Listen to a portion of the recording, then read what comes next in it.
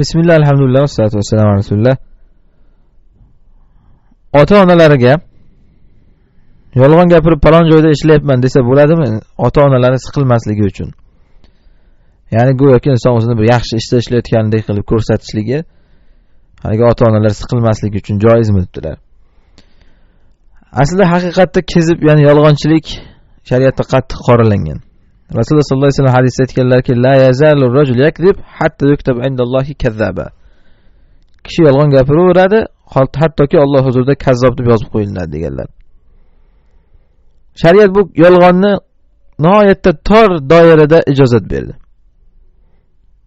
3 narsadagina yolg'on emas dedi. Birinchisi jangda. Al-harbu xada'a dedilar. Jang hiyla dedilar. Jang hiyla bilan jang bo'ladi. Unda yolg'on sanalmaydi. Ikkinchisi li-islah baynal mutaxassimayn. Ikki bir urushib qolgan insonning o'rtasini isloh qilish uchun. Laysa bil kazzab allazi yunmi khayra fa yuslihu baynan nas. Rasululloh sollallohu alayhi vasallam boshqa hadisda aytganlaridek, yaxshi gap tashlab insonlar o'rtasini isloh qilayotgan insonga kazzob deyilmaydi. Ya'ni masalan, ikki kishi urushib qolgan. Borib unisiga nargisi haqida yaxshi gaplar tarqatasiz. Yolg'ondan bo'lsa ham. Bunisiga ham bu haqida yaxshi gaplar tarqatasiz. Yolg'ondan bo'lsa ham. Ikkita urushib qolgan insonning o'rtasini isloh qilyapsizmi? Bu kazzoblik deyilmaydi.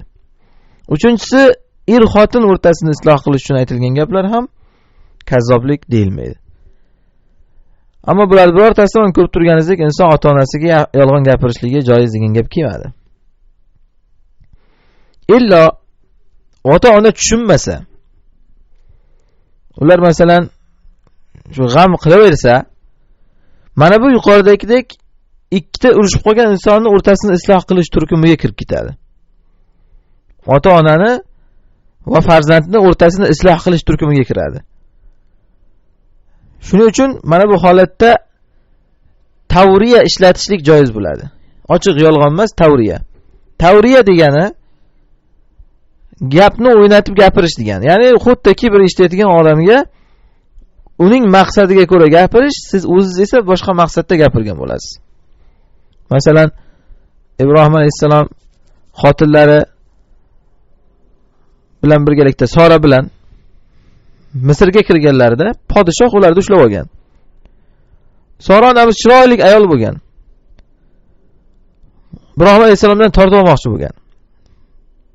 Xotini desa tortib olgan.